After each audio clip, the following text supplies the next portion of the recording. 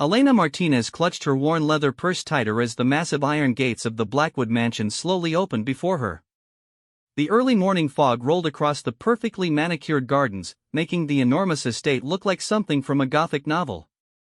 At 23, she had cleaned plenty of houses in her 3 years as a professional housekeeper, but nothing had prepared her for this moment. The mansion stood like a fortress against the gray sky, its dark stone walls rising 4 stories high with countless windows that seemed to watch her approach. Gothic spires pierced the clouds, and ivy crept up the eastern wall like nature was trying to reclaim the building. Elena's worn sneakers crunched on the pristine gravel driveway as she made her way to what she assumed was the servants' entrance. Her mind wandered to the phone call that had changed everything just 5 days ago. Mrs. Whitmore, the head housekeeper, had called personally after Elena's previous employer gave her a glowing recommendation. The pay was 3 times what she was making at her current job, enough to finally help her younger brother Miguel finish his medical studies and maybe even save some money for her own future. "Miss Martinez, I presume?" A stern voice cut through her thoughts. Elena looked up to see an elderly woman standing in the doorway. Mrs. Whitmore was exactly as she had imagined, gray hair pulled back in a tight bun, wearing a crisp black dress with white collar and cuffs, and carrying herself with the authority of someone who had run this household for decades. "Yes, ma'am." "Thank you for this opportunity," Elena replied, smoothing down her simple black skirt and white blouse. Mrs. Whitmore's sharp blue eyes assessed her from head to toe. "You come highly recommended, Miss Martinez. Mrs. Patterson spoke very highly of your work ethic and attention to detail. However, the Blackwood estate operates under very specific rules that must be followed without question." "Of course, ma'am. I understand completely. Do you?" Mrs. Whitmore's expression remained skeptical. "This is not like the suburban homes you've worked in before. Mr. Adrian Blackwood is a very private man who values his solitude above all else. He has specific requirements that have been in place for years." Elena nodded eagerly. She had heard whispers about Adrian Blackwood in the wealthy circles where she had worked. The tech billionaire who had revolutionized artificial intelligence and machine learning was known for being brilliant but intensely reclusive. Some said he hadn't been seen in public for over 2 years. Mrs. Whitmore led her through a side entrance into a spacious mudroom with hooks for coats and shelves lined with various cleaning supplies. The smell of lemon polish and fresh flowers filled the air. They walked through a series of hallways lined with expensive artwork and antique furniture that probably cost more than Elena's family made in a year. "The mansion has 47 rooms across 4 floors, Mrs. Whitmore explained as they walked. "The basement houses the wine cellar, storage, and staff quarters where you'll have your own room. The ground floor contains the main living areas, drawing room, dining room, library, kitchen, and Mr. Blackwood's office. The second floor has guest bedrooms, though we rarely have visitors. The third floor contains Mr. Blackwood's private suite." They passed through a grand hallway with a ceiling that seemed to stretch endlessly upward. Oil paintings of stern-looking ancestors gazed down at them from ornate frames. Elena tried not to gawk at the crystal chandelier that cast rainbows across the marble floor. "And the 4th floor?" Elena asked, noticing Mrs. Whitmore had skipped it. The older woman's pace slowed slightly. "The 4th floor is off-limits to all staff except myself.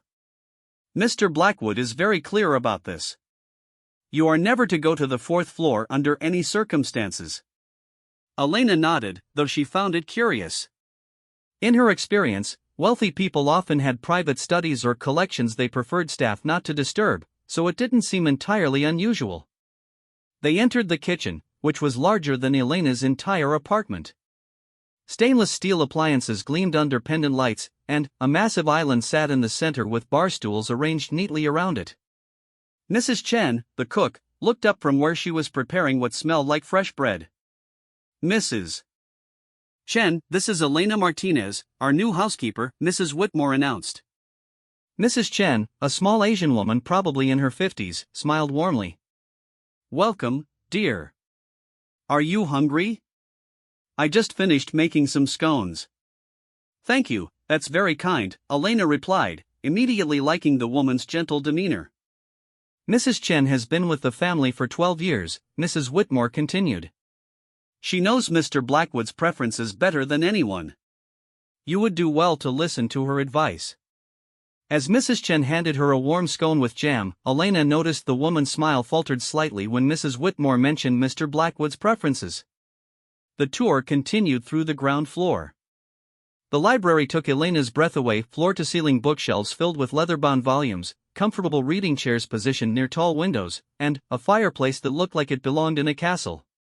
The drawing room was elegantly furnished with antiques and fine art that Elena was almost afraid to look at too closely. Mr. Blackwood spends most of his time in his office or his private suite, Mrs. Whitmore explained. He prefers not to be disturbed during the day. He works unusual hours and often doesn't emerge from his office until late evening. They climbed the grand staircase to the second floor. The guest bedrooms were like something from a luxury hotel, each with its own bathroom and sitting area. Elena counted 6 bedrooms, all immaculately maintained despite clearly not being used. Do we ever have guests? Elena asked. Not for several years now, Mrs. Whitmore replied curtly. But Mr. Blackwood insists they be kept ready at all times. As they reached the third-floor landing, Elena noticed the atmosphere seemed different somehow. The hallway was darker, with fewer windows, and there was an almost oppressive feeling in the air. This entire floor is Mr. Blackwood's private suite, Mrs. Whitmore said. His bedroom, sitting room, and personal bathroom. You will clean these rooms every Tuesday and Friday while he is in his office. He is always in his office from 9 to 11 on those days.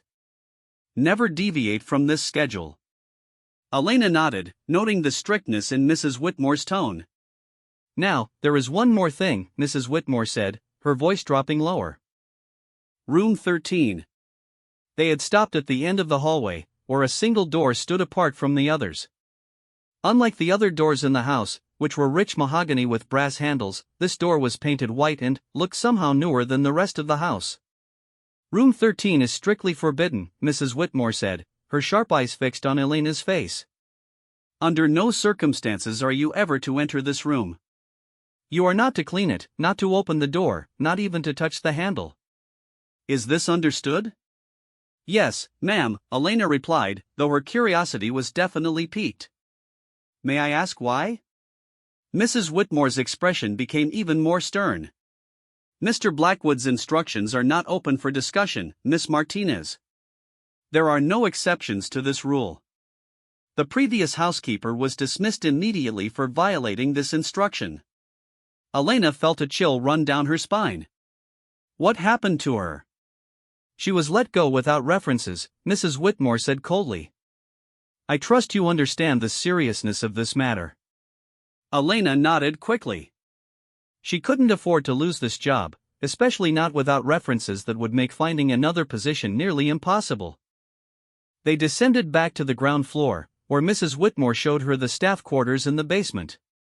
Elena's room was small but comfortable, with a single bed, dresser, and small desk. It even had its own bathroom, which was more privacy than she'd had in years. You'll start at 6 each morning, Mrs. Whitmore explained. Clean the common areas first: drawing room, library, dining room. Then, the guest bedrooms. Tuesday and Friday mornings you'll clean Mr. Blackwood's suite. You'll have Sunday afternoons off and every other Saturday. Mrs. Chen will provide your meals. What about Mr. Blackwood? Elena asked. Will I ever meet him? Mrs. Whitmore paused.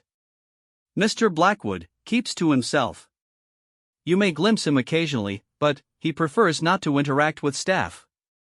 If you do encounter him, be respectful but brief. Don't attempt conversation unless he speaks to you first. That evening, as Elena unpacked her few belongings in her new room, she couldn't stop thinking about the mysterious room 13. Why would an entire room be off limits? What could possibly be so private or dangerous that even the cleaning staff couldn't enter? Mrs.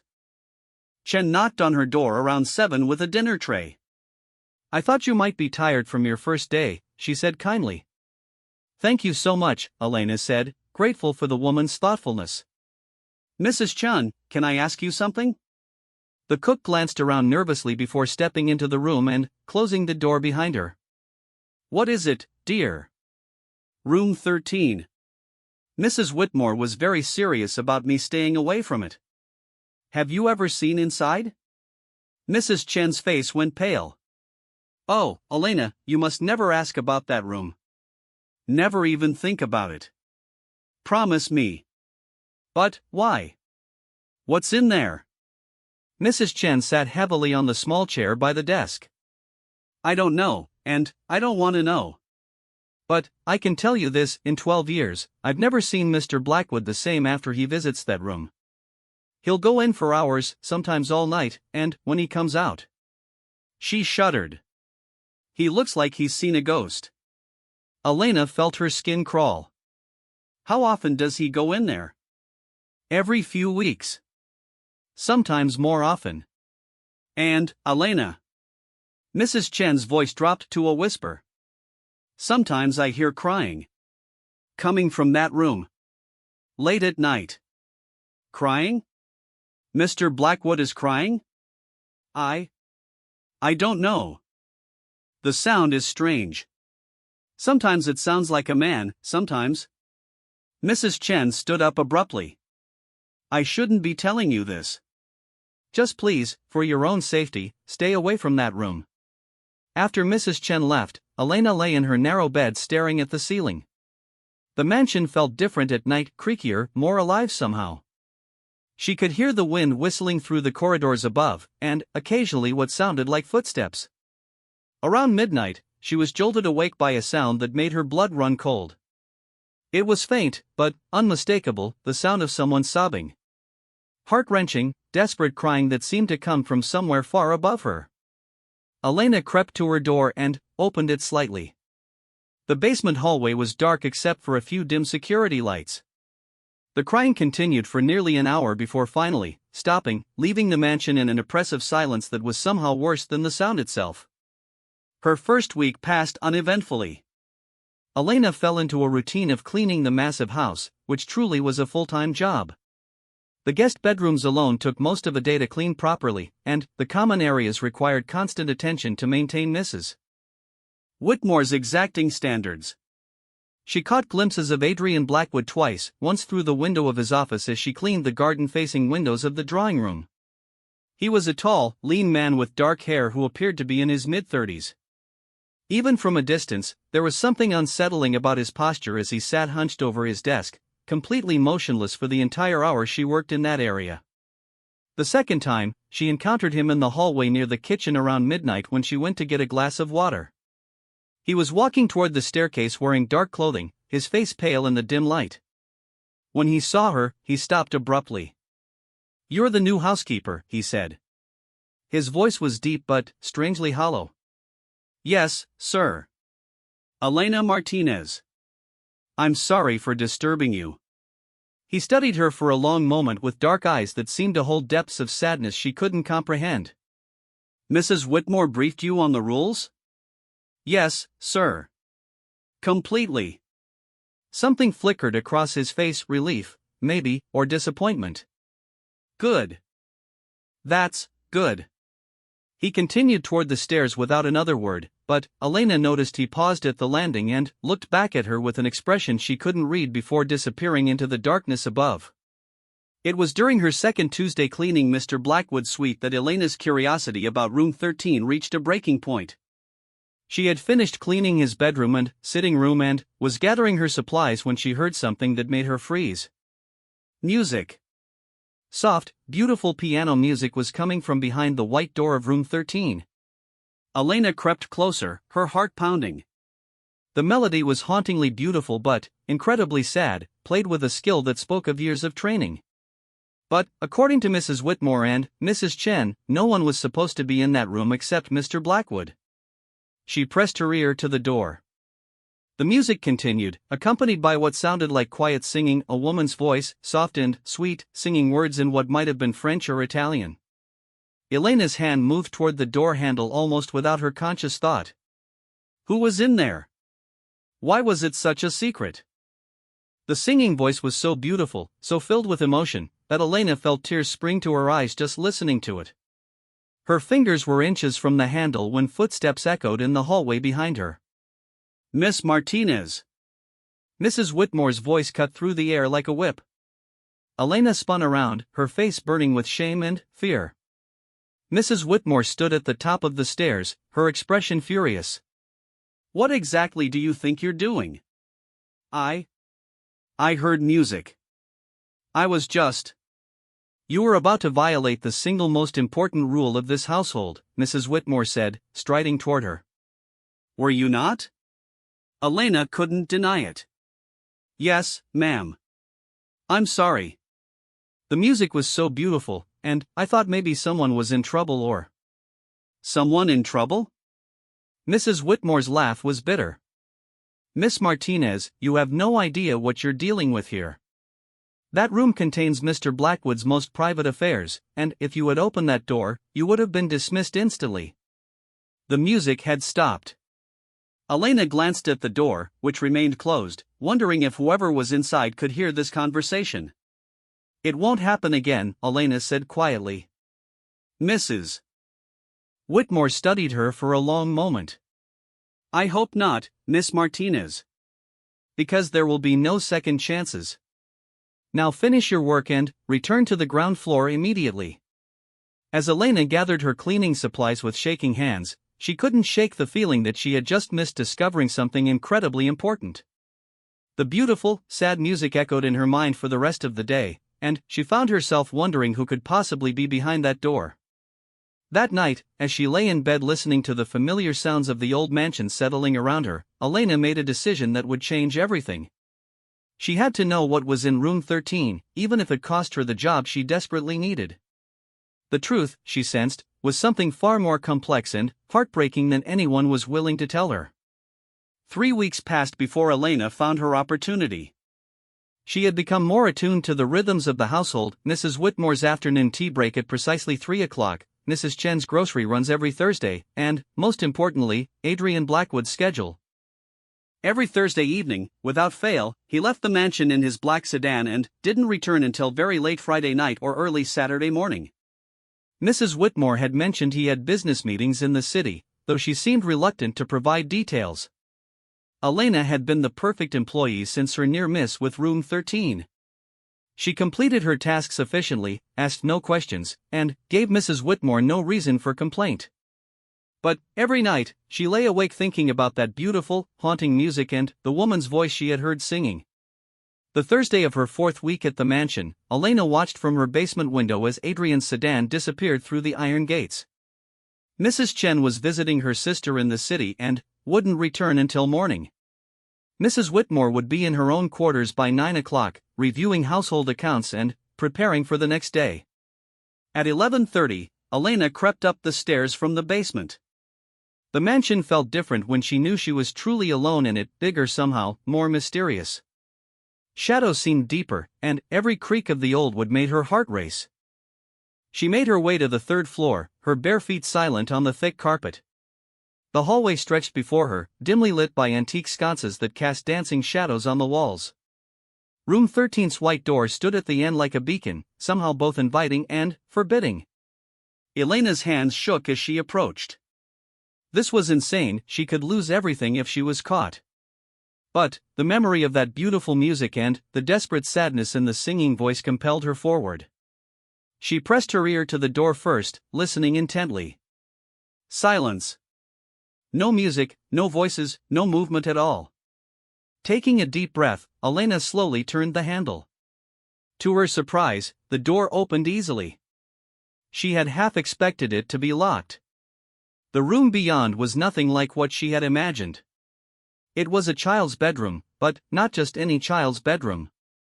This was a little girl's dream room, decorated in soft pinks and whites with touches of gold throughout. A canopy bed with flowing curtains dominated one wall, covered in stuffed animals and dolls. Bookshelves lined another wall, filled with children's books and toys. A small tea set was arranged on a white table with 2 tiny chairs. But, what struck Elena most was how pristine everything looked. The bed was made with military precision, every toy in its perfect place, not a speck of dust anywhere. This wasn't an abandoned room, this was a shrine, carefully maintained and lovingly preserved. Elena stepped inside, her heart pounding so hard she was sure it could be heard throughout the house. On the dresser sat framed photographs, and she moved closer to examine them. The first photo showed Adrian Blackwood, but a different version than the haunted man she had glimpsed in the hallways. This Adrian was smiling genuinely, his arms wrapped around a beautiful woman with long auburn hair and green eyes. They both looked radiantly happy. The next photo made Elena's breath catch in her throat. The same woman, now visibly pregnant, stood in what appeared to be this very room. She was hanging tiny clothes in a small wardrobe while Adrian painted delicate flowers on the wall behind the bed. But it was the third photo that brought tears to Elena's eyes. Adrian sat in the rocking chair by the window, holding a tiny baby wrapped in a pink blanket. The love on his face was so pure, so overwhelming, that Elena had to look away for a moment. She picked up the frame with trembling hands. Written in elegant script at the bottom were the words, Adrian and Isabella, age 3 months. Our precious angel. Elena set the photo down and moved to the bookshelf. Among the children's books were several photo albums. Unable to resist, she opened one. The pages told the story of a family filled with love and joy. Adrian and the woman who Elena now knew must be his wife, preparing for their baby. Ultrasound photos carefully preserved behind protective sheets. Pictures of a beautiful nursery being prepared with obvious care and excitement. Then came photos of Isabella. A perfect, healthy baby with her mother's green eyes and her father's dark hair. Pictures of first smiles, first attempts at sitting up, first Christmas where she was more interested in the wrapping paper than the presents. Elena turned the pages, watching Isabella grow from infant to toddler. There she was taking her first steps, laughing as Adrian chased her around what looked like the mansion's garden. Another photo showed her at a small piano, a child-sized version of the grand piano Elena had seen in the music room, with tiny fingers attempting to reach the keys while her mother guided her hands. The photos continued up to what appeared to be Isabella's 3rd birthday party. She wore a pink princess dress and a tiny tiara, surrounded by presents and cake. Adrian and his wife looked happier than Elena had ever seen anyone look. And then, the photos stopped. Elena flipped through the remaining pages, but they were all blank. No explanation, no gradual ending, just an abrupt stop that felt like a physical blow to her chest. She opened another album, hoping for more recent photos, but found something entirely different. This album contained newspaper clippings, medical records, and legal documents. Elena's hands shook as she read. The headline of the first newspaper clipping made her legs weak: Tech billionaire's family killed in tragic accident. The article was dated 4 years ago. Elena read with growing horror about how Adrian Blackwood's wife, Catherine, and 3-year-old daughter, Isabella, had been killed instantly when a drunk driver ran a red light and slammed into their car. Catherine had been picking Isabella up from her music lessons when it happened. The driver had been a repeat offender who had somehow slipped through the system. He died on impact as well, leaving no one for Adrian's grief and rage to focus on except a legal system that had failed to keep a dangerous man off the roads. Elena sank into the small rocking chair by the window, the album still open in her lap. Everything made sense now, the beautiful music she had heard, the woman's voice singing. Adrian had been in here, probably playing recordings of his wife and daughter. She looked around the room with new eyes. This wasn't just preserved, it was maintained as if Isabella might walk through the door at any moment. The bed was turned down slightly, as if waiting for a small child to climb in for the night. Fresh flowers sat in a tiny vase on the windowsill. Elena noticed a music box on the bedside table and gently wound it up. The melody that emerged was the same one she had heard that day, the haunting tune that had drawn her to this room in the first place. As the music played, a tiny ballerina spun around and Elena realized this must have been Isabella's favorite toy. On impulse, she opened the small wardrobe. Inside hung dozens of tiny dresses, all perfectly maintained and organized by color. At the bottom of the wardrobe was a small trunk. Elena knew she shouldn't, but she couldn't stop herself from opening it. Inside were Isabella's most treasured possessions. A worn stuffed rabbit that had clearly been loved to pieces and carefully repaired multiple times. A small wooden jewelry box containing plastic princess rings and a tiny locket with Catherine's photo inside. And, at the very bottom, wrapped carefully in tissue paper, was a small recording device. Elena's hands trembled as she pressed play. "Tell Daddy about your day, sweetheart." Catherine's voice filled the room, so warm and loving that Elena's eyes immediately filled with tears. "Daddy! Daddy!" Isabella's tiny voice was filled with excitement. "I played piano today. Mama taught me a song." Elena heard Adrian's laughter in the background. "Did you? Can you sing it for me?" What followed was Isabella's sweet, 3-year-old voice attempting to sing a lullaby while Catherine played piano in the background. The recording was clearly from their home, probably made on an ordinary evening when they had no idea how precious these simple moments would become. The recording continued with Isabella chattering about her day, about the flowers she and Mama had planted in the garden, about the story Daddy had read to her before her nap. It was so normal, so beautiful, so heartbreakingly ordinary that Elena found herself sobbing silently. She understood now why Adrian had become a recluse, why Mrs. Whitmore and Mrs. Chen looked at him with such concern and sadness. He wasn't just grieving, he was trapped in this room, trapped in the past, unable to move forward from the most devastating loss imaginable. Elena carefully returned everything to its proper place and wiped away her tears. As she stood to leave, something caught her eye on the small desk by the window. There was a journal, open to a recent entry written in Adrian's distinctive handwriting. She knew she shouldn't read it, but the words were right there. Isabella would be 7 today. "I bought her the bicycle she wanted for her birthday, the pink one with streamers on the handles. It's downstairs in the garage with all the other gifts I couldn't stop myself from buying. Catherine always said I spoiled her too much. I played the recording of her singing again today. Sometimes I can almost convince myself she's just in the next room, that if I listen carefully enough, I'll hear her footsteps in the hallway. The house is so quiet without her laughter. Dr. Harrison says I need to move on, to try living again. But how can I live in a world that doesn't have Isabella in it? How can I move forward when every breath feels like a betrayal of their memory? I know they wouldn't want me to live like this. Catherine would be furious if she could see what I'd become. But I can't help feeling that if I change anything, if I move anything in this room, I'll be letting them go forever." Elena's tears fell onto the page before she could stop them. She quickly wiped them away and closed the journal, but not before reading the final line. "I hear her sometimes at night, calling for me. I know it's not real, but it's all I have left." Elena made it back to her room without being detected, but she couldn't sleep. The image of Adrian sitting alone in that beautiful, heartbreaking shrine to his lost family haunted her. She finally understood the sadness she had seen in his eyes, the hollow quality in his voice. He wasn't just living in this mansion, he was hiding from a world that had taken everything that mattered to him. The next morning, Elena went about her duties mechanically. Every task felt meaningless compared to what she had discovered. She found herself watching Adrian differently when she caught glimpses of him.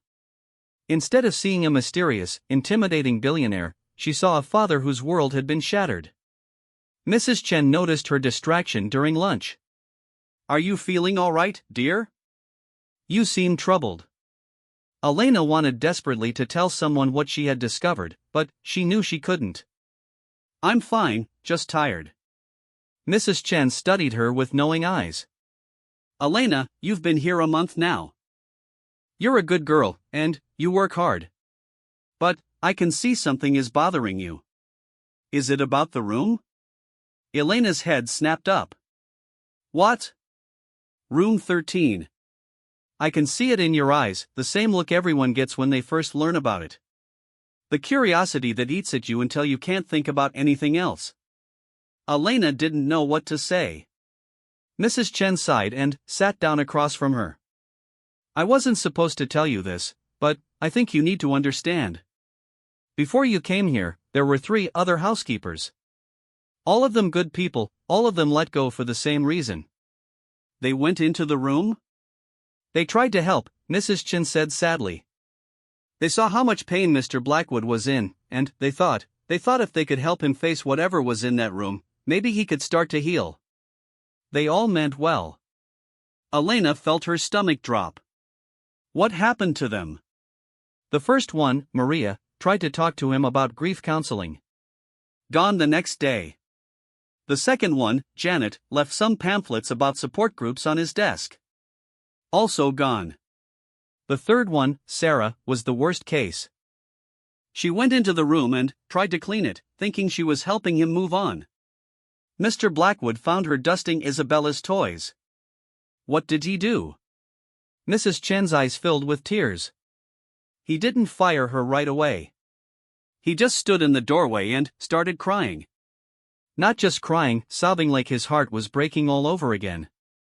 Sarah said it was the most heartbreaking sound she'd ever heard.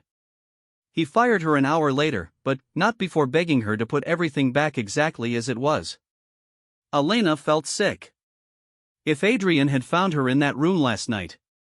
The thing is, Mrs. Chen continued, we all care about him. Mrs. Whitmore has been with this family since before he was born. She helped raise him. She's the one who hired us because she's so worried about him. But, the harder we try to help, the further he retreats. That afternoon, Elena was cleaning the library when she heard voices from Adrian's office next door. The door was slightly ajar, and she couldn't help but overhear. Adrian, you can't continue like this forever. The voice was unfamiliar, a man with a kind but firm tone. I'm fine, Michael. Adrian's voice was flat, emotionless. No, you're not. You're surviving, but you're not living. Catherine and Isabella wouldn't want this for you. There was a long silence before Adrian spoke again. Don't tell me what they would want. You don't get to speak for them. I'm not speaking for them. I'm speaking as your friend and your doctor. It's been 4 years, Adrian. You haven't left this house except for absolutely necessary business meetings in over 2 years. You're wasting away. I'm honoring their memory. You're hiding from life. There's a difference. The man, Dr. Harrison, Elena realized, sighed heavily. That room isn't a memorial, Adrian. It's a prison you've built for yourself. Get out. Adrian's voice was deadly quiet. Adrian. I said get out. And don't come back with this conversation. If you can't accept that this is how I choose to live, then we have nothing more to discuss. Elena heard footsteps and quickly moved away from the door. A few minutes later, an older man with gray hair and a kind face emerged from the office, looking deeply troubled. He glanced at Elena and nodded politely before leaving. That evening, Elena made a decision that she knew was probably foolish but felt necessary nonetheless. She couldn't help Adrian by going into room 13 again, that would only cause him more pain. But, maybe, just maybe, she could help him in a different way. She spent hours crafting a letter, writing and rewriting until she got the words right. When she was satisfied, she slipped it under his office door and retreated to her room to wait for what would probably be the end of her employment at the Blackwood mansion. Elena barely slept that night. She kept imagining Adrian finding her letter, reading her carefully chosen words, and then calling Mrs. Whitmore to have her dismissed immediately. By dawn, she was convinced she had made a terrible mistake. The letter had been simple but heartfelt. Mr. Blackwood, I know I have no right to write this, and I know you will probably fire me for it, but I couldn't stay silent anymore. I lost my father when I was 16. He died in a construction accident, and 4 months afterward, I couldn't bear to enter his workshop. My mother finally made me help her clean it out, and I was so angry with her. I thought she was trying to erase him. But she told me something I'll never forget. Mijo, keeping his tools exactly as he left them won't bring him back, but carrying his love with us wherever we go will keep him alive forever. I don't know your pain, and I would never pretend to. But I know your daughter must have been extraordinary to inspire such love. Maybe the greatest way to honor her isn't to live in the past with her, but to live in the future with the love she gave you. I'm sorry if this was inappropriate. I just couldn't watch you disappear when there's still so much life left for you to live. Elena, as she got dressed for what might be her last day at the mansion, Elena wondered if she had completely misread the situation. Maybe Adrian didn't want help. Maybe he was happy living in his grief, and she had just destroyed the one sanctuary he had left. She went about her morning routine mechanically, cleaning the drawing room while glancing nervously toward Adrian's office. The door remained closed, and she had no idea if he had even found the letter yet. Mrs. Chen noticed her distraction immediately. "You look like you didn't sleep a wink, dear. What's troubling you?" Elena couldn't bring herself to confess what she had done. "Just tired, I suppose." Mrs. Whitmore appeared in the kitchen doorway, her expression unreadable. "Miss Martinez, Mr. Blackwood would like to see you in his office." Elena's heart sank. This was it. She followed Mrs. Whitmore down the hallway on unsteady legs, trying to prepare herself for the inevitable. Mrs. Whitmore knocked on the office door. "Mr. Blackwood? Miss Martinez is here." "Send her in." Adrian's voice gave nothing away. Elena entered the office, which she had never seen properly before. It was a large room lined with bookshelves, dominated by a massive desk covered with computer monitors and scattered papers. Adrian sat behind the desk, her letter open in front of him. He looked up at her with those dark, haunted eyes. For a long moment, neither of them spoke. "Sit down," he said finally, gesturing to a chair across from his desk. Elena perched on the edge of the chair, her hands clasped tightly in her lap. "Mr. Blackwood, I know I overstepped. If you want me to leave, I understand completely. You read about my family." It wasn't a question. Elena's cheeks burned with shame. "Yes. I'm sorry. I know I had no right to. How?" The single word hung in the air between them. Elena realized he wasn't asking for an apology, he was asking how she had learned about Catherine and Isabella. I went into room 13, she whispered, unable to meet his eyes. She expected him to explode, to rage at her violation of his most sacred space. Instead, there was only silence. When she finally looked up, she was shocked to see not anger in his face, but exhaustion so profound it seemed to age him 10 years. "When?" he asked quietly. "Last Thursday night. When you were in the city." "What did you see?" Elena's throat felt tight. "Everything. The photos, the albums, the recordings. I saw how much you loved them. How much they loved you." Adrian leaned back in his chair, his eyes fixed on something beyond her shoulder. "And what did you think when you saw it all?" "I thought." Elena struggled to find the words. "I thought it was the most beautiful and heartbreaking thing I'd ever seen. The way you've preserved everything, the care you've taken to keep it perfect, it's obvious how much they meant to you. They were everything." His voice was barely above a whisper. "My whole world. When they died, I died too. I just kept breathing." Elena felt tears pricking her eyes. "But, you're still here. You're still alive." "Am I?" Adrian's laugh was bitter. "I exist, Elena. I wake up, I work, I go through the motions. But I stopped living 4 years ago. Isabella wouldn't want that for you." The words slipped out before Elena could stop them. Adrian's head snapped toward her, his eyes flashing with something that might have been anger. "Don't," he said sharply. "Don't tell me what my daughter would want. You didn't know her." "You're right, I didn't. But I heard her voice on that recording. I heard how happy she was, how much joy she brought to everything around her. A child that full of life and love wouldn't want her daddy to stop living because of her." Adrian's hands clenched into fists on his desk. She was 3 years old, Elena.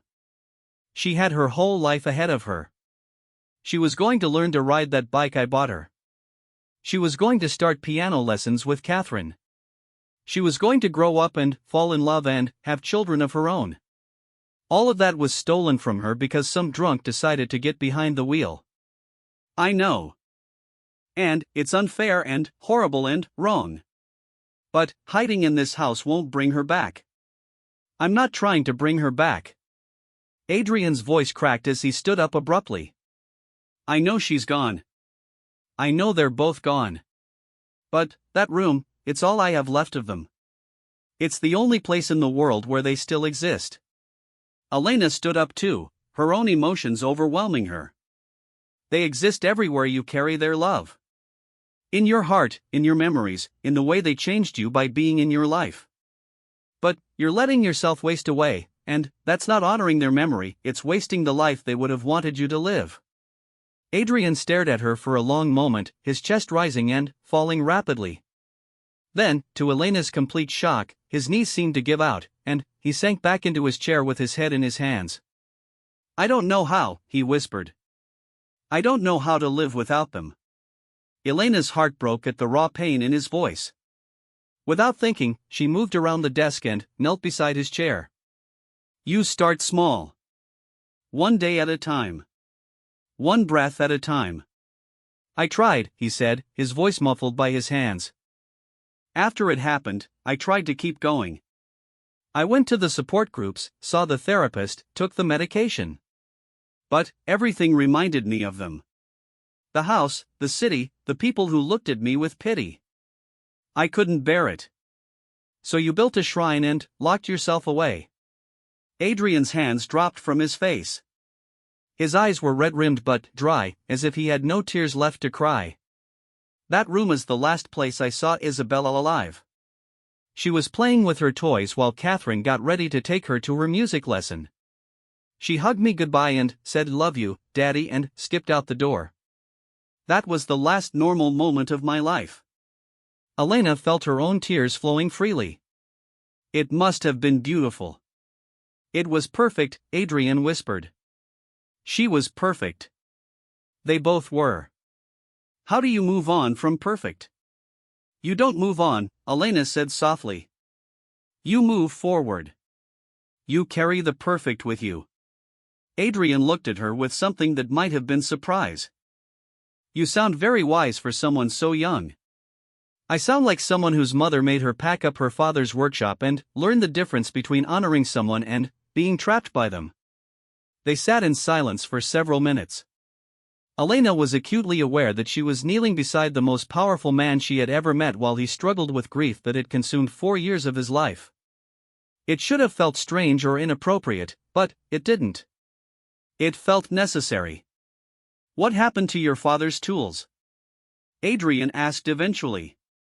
We kept the ones that meant the most to him. His grandfather's hammer, his favorite measuring tape, a few special pieces. But, we sold or donated the rest to other builders who could use them. Mama said Papa would have liked knowing his tools were helping other people create things. And, do you think she was right? Elena smiled through her tears. Papa always said the best way to honor the dead is to make sure their love doesn't die with them.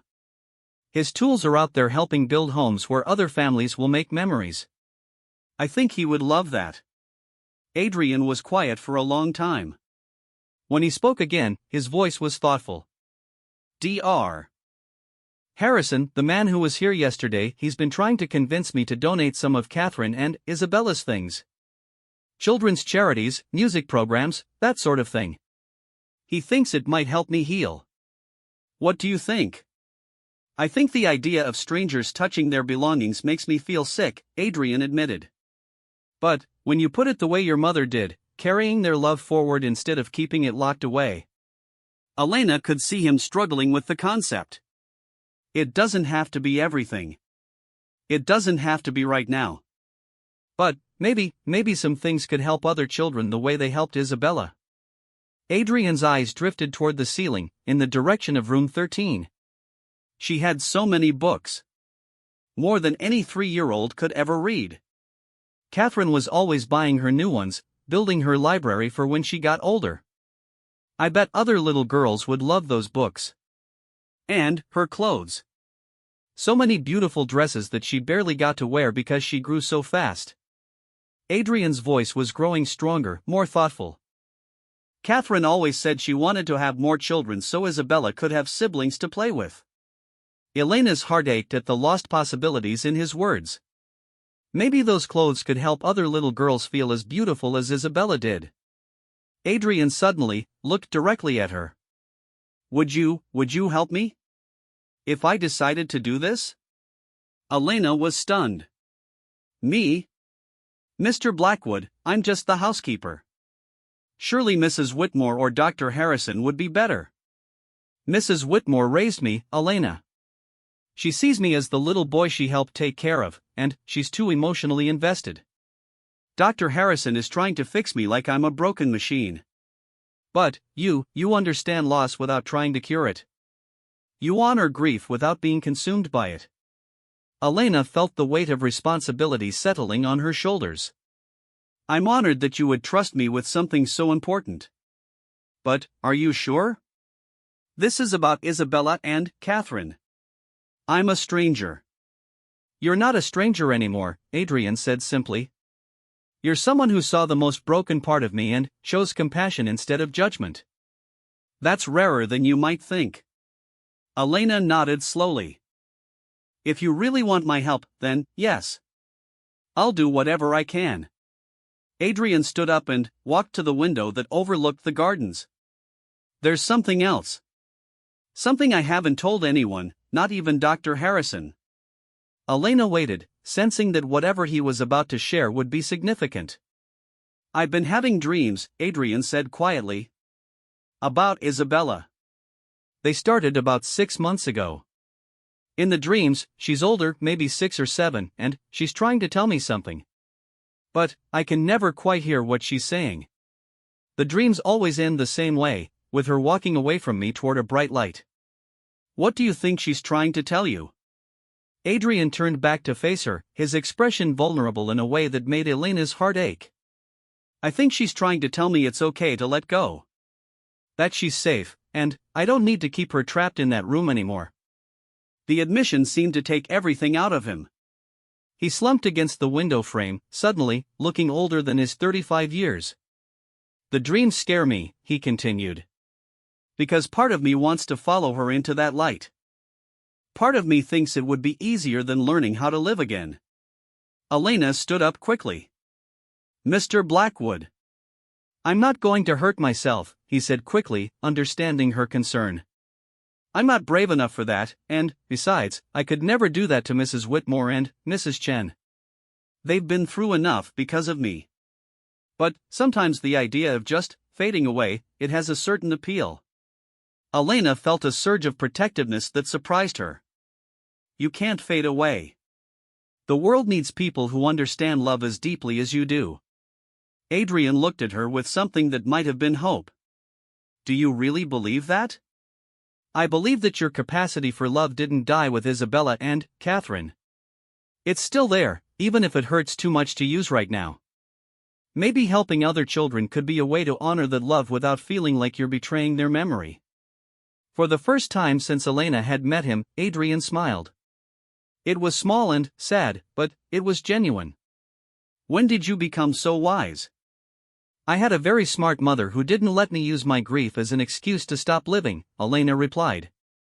She taught me that love is meant to be shared, not hoarded. Adrian nodded slowly.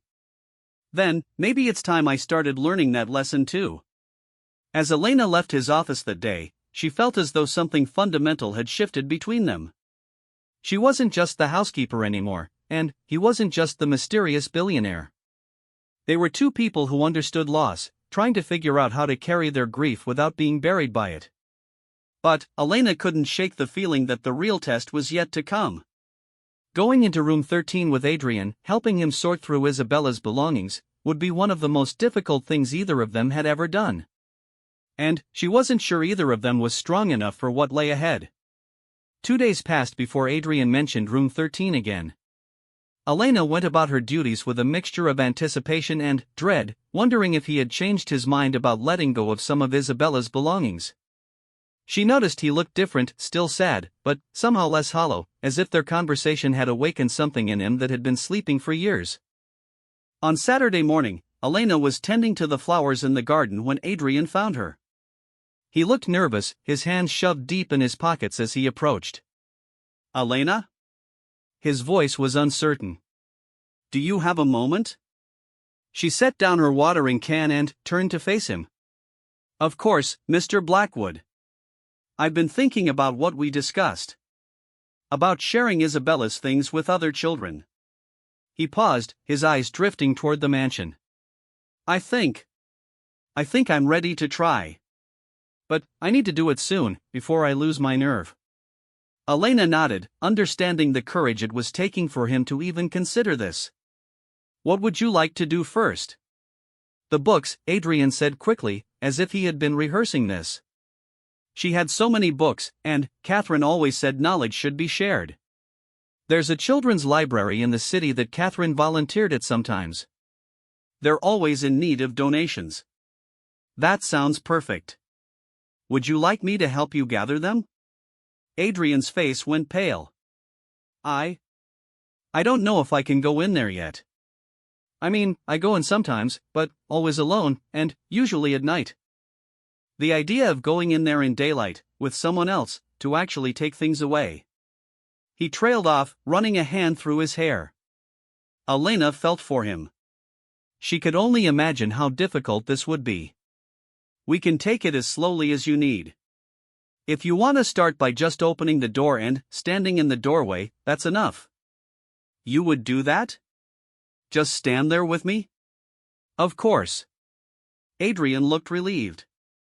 Mrs. Whitmore and Mrs. Chin don't know about this yet. I thought, maybe we could start small, see how it goes, before involving them. Elena understood. Mrs. Whitmore's protective instincts might make this harder for Adrian, and Mrs. Chen's tendency to worry could add pressure he didn't need. They walked to the mansion together in comfortable silence. As they climbed the stairs to the third floor, Elena noticed Adrian's breathing becoming more labored, as if he was climbing a mountain instead of a simple staircase. When they reached the hallway, Adrian stopped several feet away from the white door. His face had gone ashen, and his hands were trembling. Maybe this was a mistake, he whispered. I can't. I don't think I can do this. Elena moved closer to him, not touching but close enough that he could feel her presence. You don't have to do anything you're not ready for. We can just stand here. We can leave. We can come back another day. There's no pressure. Adrian took several deep breaths, his eyes fixed on the door. She used to run down this hallway laughing, you know. Her little feet would pound on the carpet, and Catherine would chase after her telling her not to run indoors. But she was always laughing, always moving, always so full of life. Elena smiled softly. She sounds wonderful. She was. Adrian's voice grew stronger. She was everything good in the world. And that room was her favorite place. She felt safe there, loved there. Happy there. And she still can be. Even if some of her things help other children feel safe and loved and happy too. Adrian nodded slowly and took a step toward the door. Then, another. Elena followed at a respectful distance, letting him set the pace. When he reached the door, Adrian's hand hovered over the handle for several seconds before he turned it and pushed the door open. The sight that greeted them was exactly as Elena remembered it, pristine, beautiful, and heartbreakingly preserved.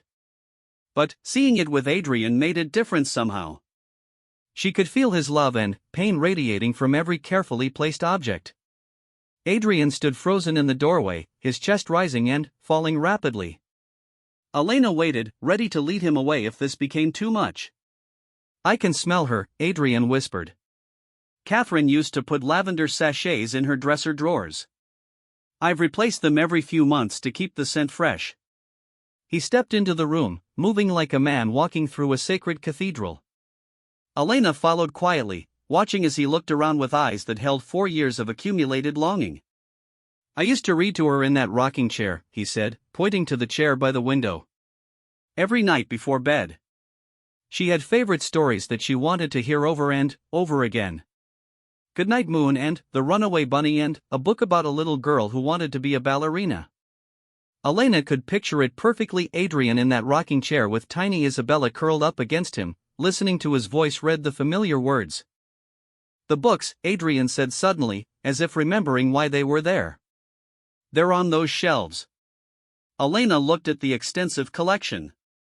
There were easily 200 books, ranging from simple board books for babies to more complex picture books for older children. Many looked barely used, as if Catherine had been collecting them for the future that never came. There are so many, Elena said gently. We don't have to take them all at once. Adrian moved to the bookshelf and pulled out a familiar volume. This was her absolute favorite. The Giving Tree. Catherine read it to her almost every night, and Isabella would always cry at the end because she felt sorry for the tree. He held the book like it was made of glass, his thumb tracing over the cover. I can't, this one stays. And her baby books, the ones Catherine read to her when she was tiny. But the others? Elena watched as Adrian began pulling books from the shelves, his movements becoming more confident as he worked. He created two piles, one much larger than the other. The smaller pile contained maybe 20 books that were clearly too precious to part with. The larger pile held well over 100 books that could bring joy to other children. These, Adrian said, gesturing to the larger pile. These can go to other children. Isabella would like that, I think. She was always trying to share her toys with other kids at the park. Elena was amazed at his progress. She sounds like a very generous little girl. She got that from Catherine, Adrian said with a sad smile.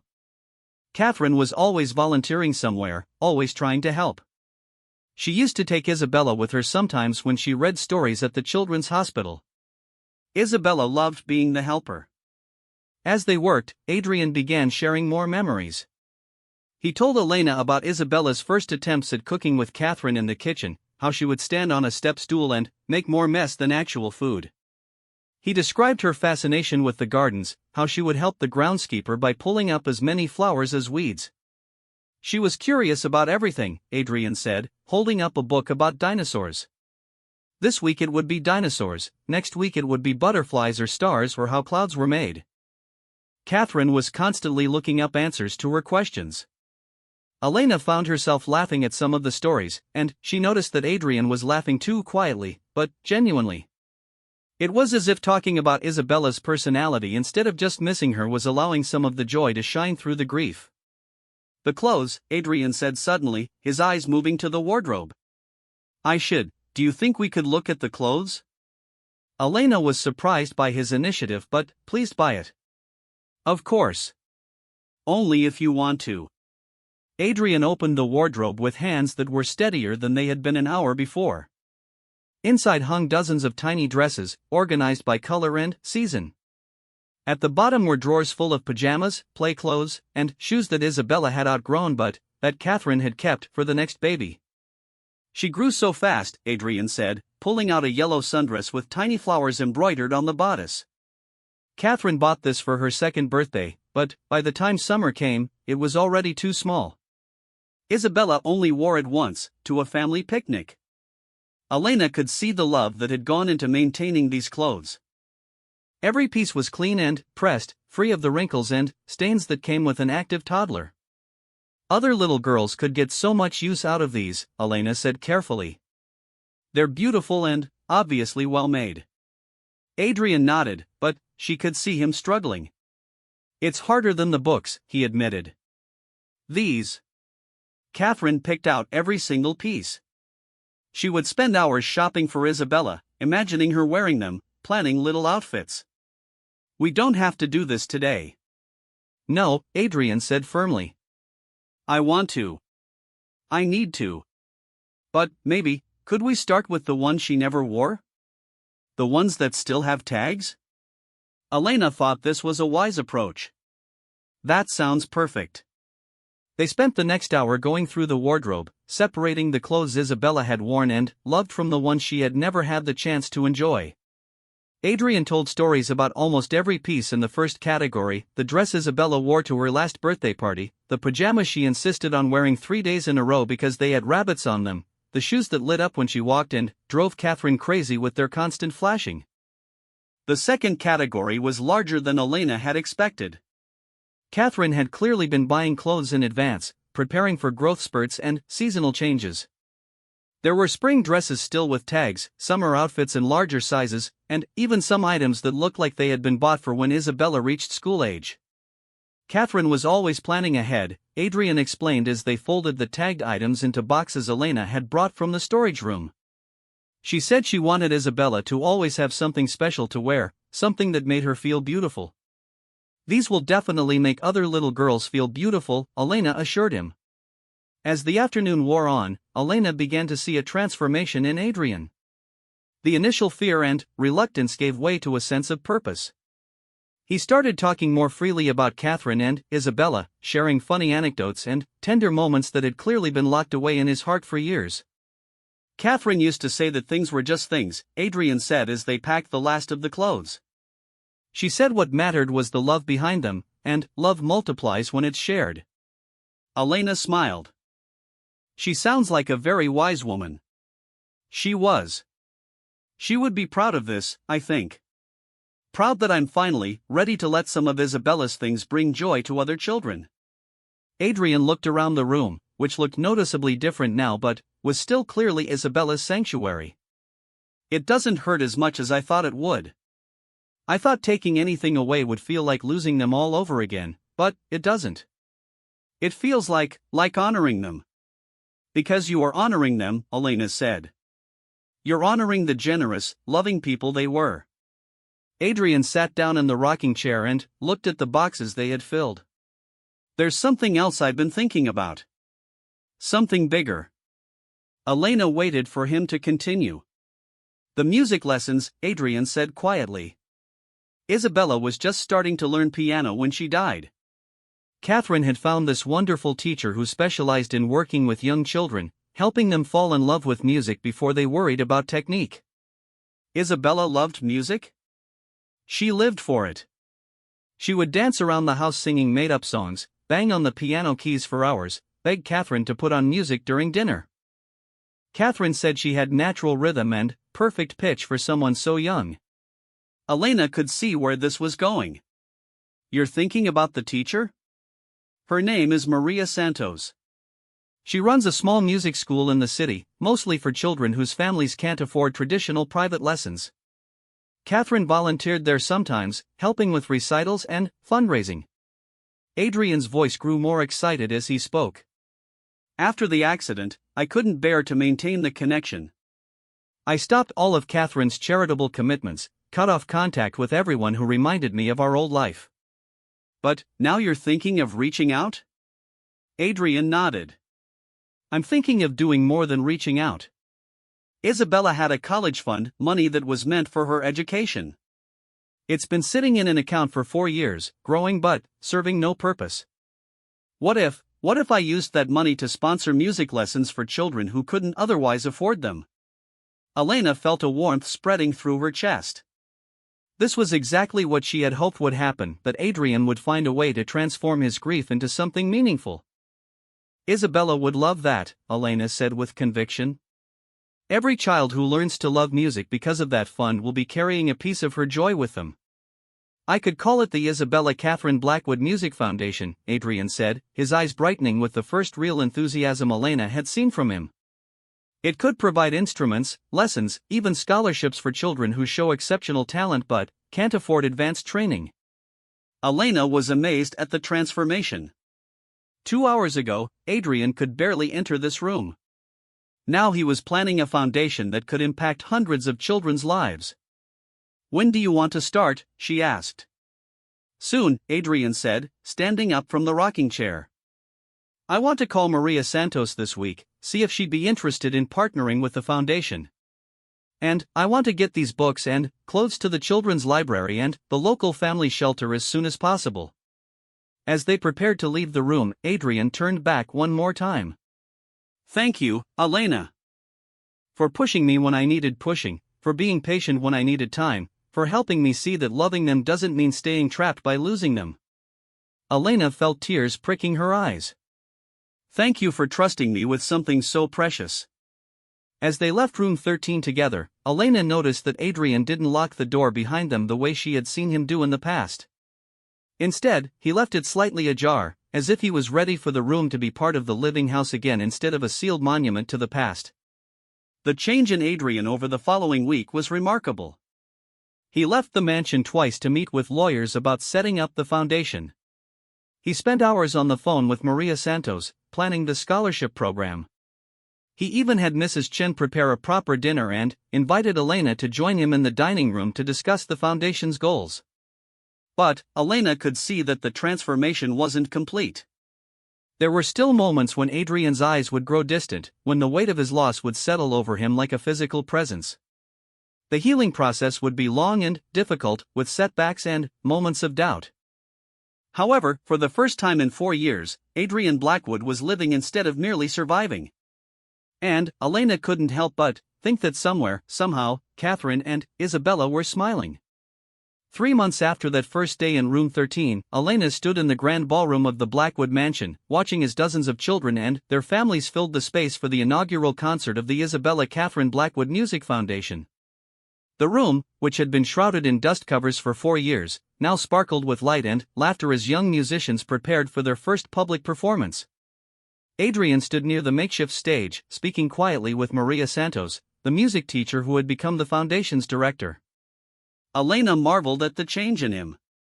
He was still recognizably the same man, still carried the quiet sadness of loss, but there was life in his eyes again. Purpose. Hope. "I can't believe how much he's changed," Mrs. Chen said, appearing at Elena's elbow with a plate of refreshments. The cook had thrown herself into preparing for tonight's event with enthusiasm, insisting that Catherine would have wanted the gathering to be perfect. "It's been incredible to watch," Elena agreed, accepting a small sandwich. "Sometimes I catch him humming while he works. I don't think he even realizes he's doing it." Mrs. Whitmore approached them, looking elegant in a navy dress she had purchased specifically for the occasion. "The reporter from the city paper just arrived," she announced. "Mr. Blackwood has agreed to give them an interview about the foundation." Elena was impressed. 3 months ago, Adrian wouldn't even answer his phone. Now he was willing to speak publicly about his daughter and wife for the first time since their deaths. The ballroom continued to fill with families from Maria Santos Music School. Elena watched Adrian greet each child personally, kneeling down to their level to ask about their instruments and their favorite songs. With the children, his grief seemed to transform into something gentler, not the sharp pain of loss, but the bittersweet joy of remembering what he had cherished most. "Ladies and gentlemen," Maria Santos called from the small stage. "If we could have everyone take their seats, we're ready to begin our concert." Elena found herself sitting in the front row next to Mrs. Whitmore and Mrs. Chen, with Adrian just a few seats away. As the first young pianist began to play, Elena noticed Adrian's hands gripping the arms of his chair, his knuckles white with tension. The little girl at the piano couldn't have been more than 6 years old, perhaps the same age Isabella would have been now. She played a simple version of "Twinkle, Twinkle, Little Star," her tiny fingers carefully finding each note while she bit her lip in concentration. Elena saw a tear slip down Adrian's cheek as he watched. But when the little girl finished and looked out at the audience with a huge, proud grin, Adrian was the first to stand and applaud, his face breaking into a smile that was both heartbroken and joyful. One by one, the children performed. Some played piano, others violin or flute. A few sang in voices that were sweet but not quite on key. Every performance was greeted with enthusiastic applause from the audience of proud families and supporters. The final performance was a group piece, all 12 children in the foundation's first scholarship class playing and singing together. They had chosen "You Are My Sunshine," and, as their young voices filled the ballroom, Elena noticed that many of the adults were crying. When the concert ended, Adrian stood to address the audience. Elena could see him gathering his courage, taking deep breaths as he approached the microphone. "Thank you all for coming tonight," he began, his voice steady but emotional. "For months ago, I would never have imagined standing in this room, surrounded by music and laughter and the kind of joy that comes from watching children discover their talents." He paused, looking out at the audience. "This foundation exists because of 2 extraordinary people who are no longer with us. My wife, Catherine, believed that music was a universal language that could bring people together across any divide. My daughter, Isabella, believed that every day should include singing, dancing, and finding reasons to smile." Elena felt her throat tighten as Adrian's voice grew stronger. "For 4 years after losing them, I forgot those lessons. I forgot that joy multiplies when it's shared, that love grows stronger when it's given away, and that the best way to honor those we've lost is to continue the work they cared about. Adrian looked directly at the children who had performed. Each of you represents a piece of Isabella's legacy. Every song you learn, every performance you give, every moment of happiness you find in music is a way of keeping her spirit alive in the world. The applause was thunderous. Elena watched as several of the children ran up to hug Adrian, their music teachers having clearly prepared them for this moment. Adrian knelt down and gathered as many of them as he could into his arms, and, for a moment, Elena could almost see him as he must have been as Isabella's father, patient, loving, fully present. After the formal program ended, families mingled in the ballroom while the children showed off their instruments and talked excitedly about their lessons. Elena was helping Mrs. Chin distribute refreshments when she noticed Adrian standing alone by the tall windows that overlooked the gardens, lost in thought. She approached him carefully. It was a beautiful concert.